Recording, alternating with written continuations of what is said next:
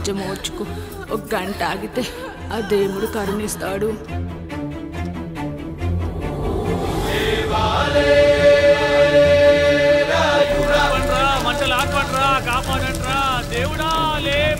ఆయన లేవాలి, ఈ మంటలు ఆరాలి. ఈ కంటిలోని ఒక్క పొట్టు ఈ మంటల మీద పడినా ఈ ఊరే కన్నీరు పెడుతుంది.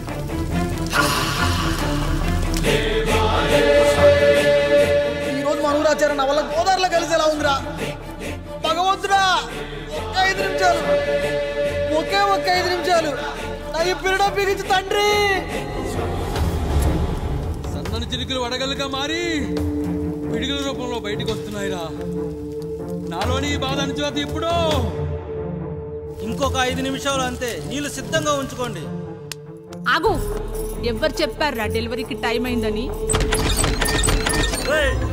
ఆ దేవుడు నిద్ర లేచే వరకు ఈ ఊరు ఒత్త కూడా పోసుకోదు. ఇంకా 5 నిమిషాలు లేట్ అయితే ఆవిడ పేరు ముందు లేట్ పడుతుంది. అది చచ్చినా ఆ బిడ్డ వచ్చినా ఆ దేవుడు మంచం దిగి నేల మీద పడ్డాకే నీ కత్తి దాని ఒంట్లో దిగాలి. శభాష్ రా సమ్రా. ఇంకా నా వల్ల కాదురా, నా వల్ల కాదు. ఒక్క చుక్క కింద పడ్డా నేను చంపేస్తాను రా.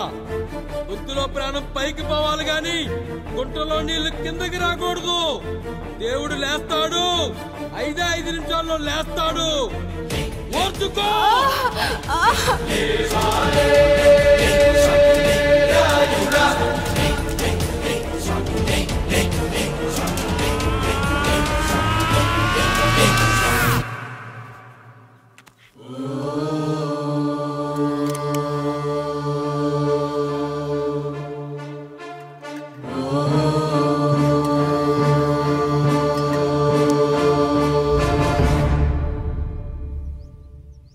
రాయుడు గారు నిద్ర లేచారు.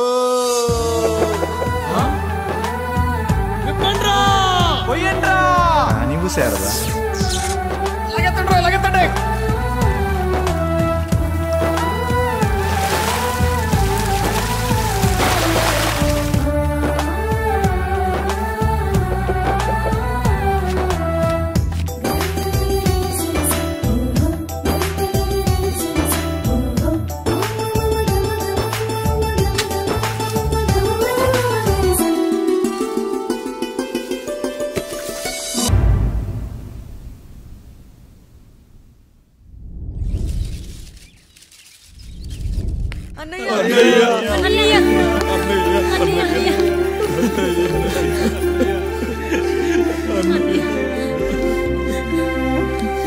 రాత్రి చాలా భయం వేసిందనయ్యా.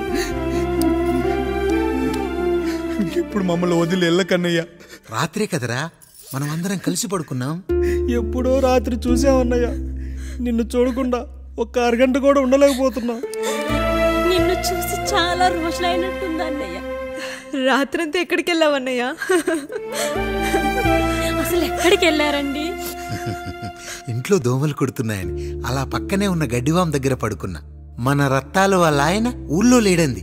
సరే అని తను తోడుగా తీసుకెళ్ళా.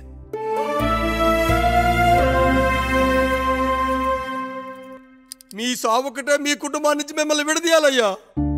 అప్పటి వరకు మేము కళ్ళు తెరిస్తే మా కళ్ళ ముందు ఉండాలి, కళ్ళు మూస్తే మా కళ్ళలో ఉండాలయ్యా. నమస్కారం రాయుడు గారు.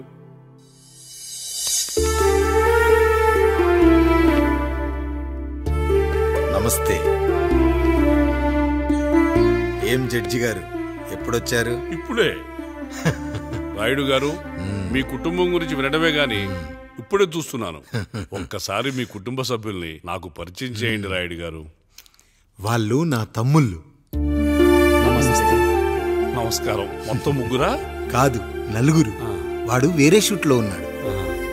వీళ్ళు నా చెల్లెళ్ళు. నమస్కారం తల్లి. వీళ్ళు నా భార్యలు. నమస్కారం అమ్మా.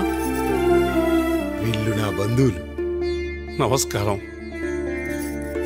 నా జీవితంలో ఎంతో ముఖ్యమైన, ఇష్టమైన, ప్రాణమైన మరో మనిషిని మీకు పరిచయం చేయాలి. ఆవిడే.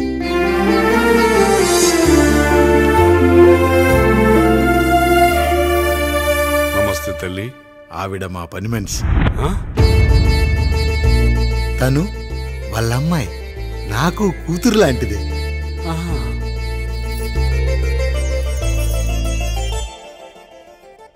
ఆ ఫోటోలోని వ్యక్తి ఎవరమ్మా? మీ ఆయన?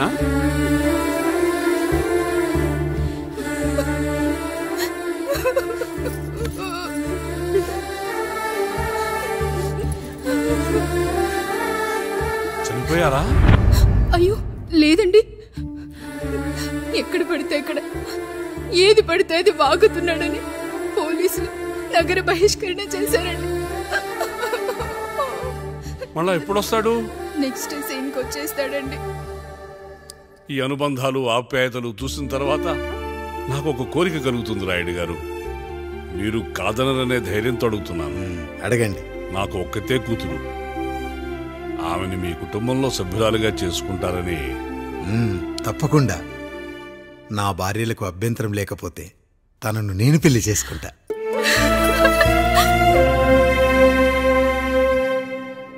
అయ్యో, మీరు పొరపాటుగా అర్థం చేసుకున్నారు.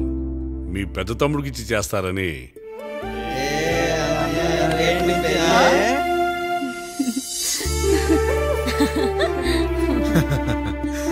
తప్పకుండా తప్పకుండా ఒక మంచి రోజు చూసుకొని మీ ఇంటికి అమ్మాయిని చూసుకోవడానికి వస్తాం. ధన్యుణ్ణి రాయుడు గారు, ధన్యుణ్ణి. రండి రాయుడు గారు, మీలాంటి పెద్దలు మా ఇంటికి వచ్చి మా అమ్మాయిని మీ కోడలుగా చేసుకోవటం. ఇంకా రాయుడు గారు ఏంటి బావగారు? బావగారు అని పిలవండి. సంతోషం. రండమ్మా. త్వరగా అమ్మాయిని పిలిపించండి. మా వాడు అసలే ఆగలేకపోతున్నాడు. మా వాడు చిన్నప్పటి నుంచి అంతేనండి, కక్కొచ్చినా ఏమొచ్చినా ఆపుకోలేడు. త్వరగా మీ అమ్మాయిని పిలిపిస్తే ఆ కళ్యాణం ఏదో చేసేద్దాం. అమ్మా జయమాలిని, అమ్మాయిని చూసురా.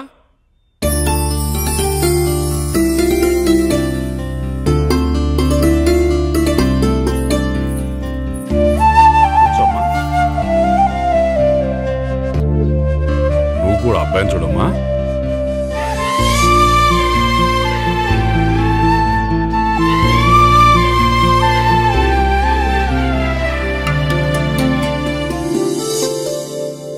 మా అమ్మాయి అని చెప్పుకోవడం కాదు గాని అసలు ఈ కాలపిల్ల కాదు బావగారు. రాత్రంతా బయట తిరిగినా కోడి కుయ్యకు ముందు ఇంటికి వచ్చేస్తుందండి. మళ్ళా ఊరంతా నిద్రలేగిస్తే తప్పుగా అనుకుంటారు కదా. తను తిరిగే స్నేహితుల్లో పచ్చి తాగుబోతులు తిరుగుబోతులు ఉన్నారు. కానీ ఆ విషయాన్ని తన మనసులోనే పెట్టుకుంటుంది గాని స్నేహితుల గురించి ఎప్పుడూ చెడుగా చెప్పింది లేదు బావగారు. దీని చిన్నప్పుడే నా భార్య కారు డ్రైవర్తో కలిసి పక్క సందులోనే కూరగాయల మార్కెట్కి వెళ్ళి తప్పిపోయారు. అప్పటి నుంచి ఎంత వెతికించినా మా డ్రైవరు కనపడలేదు, నా భార్య దొరకలేదు.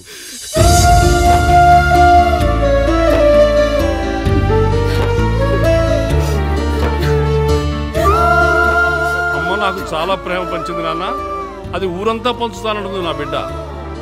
నేను కాదనలేదు. అలాంటి నా కూతురు ఇవాళ మీ కోడలవటం నిజంగా నా అదృష్టం బావగారు.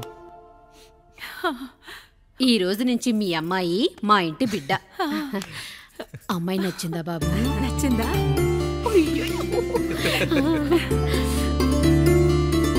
వాడికేం తెలుసు అన్నయ్య గారు, చిన్న పిల్లాడు. ఇప్పటికీ ఆకుని చెవులో పువ్వుని నోట్లో పెట్టుకొని తిరుగుతూ ఉంటాడు.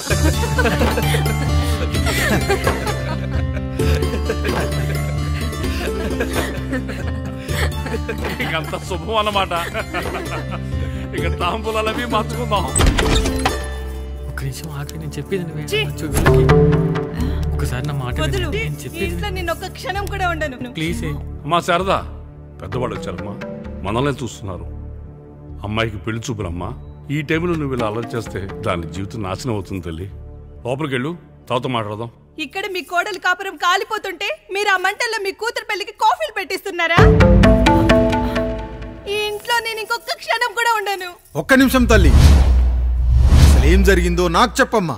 ఈయన మంచోడని 6 నెలల క్రితం నాకు పెళ్లి చేశారు. మొదట్లో బాగానే ఉన్నాడు, ఆ తర్వాత ఒక రోజు మందు కొట్టాడు. పోనీ తాగింది దిగాక మంచోడుగా ఉంటాడు అనుకుంటే ఈ మధ్య చెడు తిరుగుళ్ళు తిరుగుతున్నాడు. ఊరవతల చిన్నుళ్ళు కూడా పెట్టేశాడు. మీరే చెప్పండి రాయుడు గారు, ఈ ఇంట్లో నేను ఉండాలా వెళ్ళిపోవాలా? ఈయన్ని వదిలేయాలా అక్కర్లేదా? ఎస్, వదిలేయాలమ్మా. వదిలేయాల్సింది నీ భర్తను కాదు, అతనిలోని లోపాలు. ఆశ్చర్యపోతున్నావు కదూ? ఒక మగాడి బాధ సాటి మగాడిగా నేను చెప్తానమ్మా. ఆడదాని ప్రేమ వెలిగించిన అగరొత్తి లాంటిది. ఒకడు వెలిగించగానే కొన్ని గంటల్లో బూడిదైపోతుంది. కానీ మగాడి ప్రేమ దీపం లాంటిది. తాను కాలుతూ కూడా నలుగురిని వెలిగించుకుంటాడు. ఆ వెలుగులో ఆనందాన్ని వెతుక్కుంటాడు. చూడమ్మా శారద, నువ్వు కాకిలోని నలుపును చూస్తున్నావు, నేను దాని రెట్టలో తెలుపును చూస్తున్నాను. మొగడు మందు కొట్టొస్తే నిన్ను కొట్టలేదని సంతోషపడాలి గాని బాధపడకూడదమ్మా. ఇక చిన్నిల్లు సంగతి అంటావా? రుచిగా ఉందని లొట్టలేసుకుంటూ సగం తిన్న బిర్యానీలో కుక్క మూతి పెట్టిందని తెలిసాక దాన్ని పారేసుకుని ఆకలిని చంపుకోవడం కంటే నాకింది మనింటి కుక్కే కదా దాని మూతిపళ్ళు రాలగొట్టి ఇంట్లో కట్టేయాలి.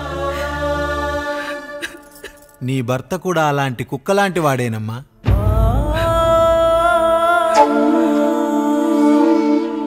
ఆడదానికి వయసొచ్చాక 3 ముళ్ళేసుకొని 90 ఏళ్ల జీవితం గురించి కలలు కంటుంది. అదే మగాడు 3 ముక్కలాడి 90 ml మందేయాలని కలలు కంటాడు. హౌస్లోనికి హౌస్ కీపింగ్కి తేడా తెలియని అమాయకపు జాతి అమ్మా మా మగజాతి. పండగ పూట తినే పాయసం రుచి గురించి మీకు తెలిసి ఉండొచ్చు. కానీ గర్లం కంటే చేదుగా ఉన్న బ్రాందీని కక్కలేక మింగలేక తాగే ఆ బాధ ఒక్క మగాళ్లకు మాత్రమే తెలుస్తుంది. కష్టాల్లో ఓదార్చిన మందును సుఖాల్లో మర్చిపోకూడదని తాగడమే కాని మాకు మాత్రం తాగాలని ఆశుంటుందా తల్లి? చివరిగా ఒక్క మాట, కష్టాలు పొంగల్లో మిరియాల్లా మనకే వస్తాయి, కానీ సంతోషాలు ఉప్మాలో జీడిపప్పులా పక్కనోడుతో ఉంటాయి. ఎదుటివాడి ఉప్మాలో కూడా పనికిరాని కరివేపాకుంటుందని సర్దుకుపోవడమే జీవితమమ్మా. రాయుడు గారు, నన్ను క్షమించండి. రాయుడు గారు, నన్ను క్షమించండి. నా తప్పు నేను తెలుసుకున్నాను. ఈ రోజు నా 2 బిడ్డల జీవితాన్ని కాపాడారు రాయుడు గారు. ఈ శుభ కార్యక్రమాన్ని కూడా మీరే జరిపించండి. తప్పకుండా.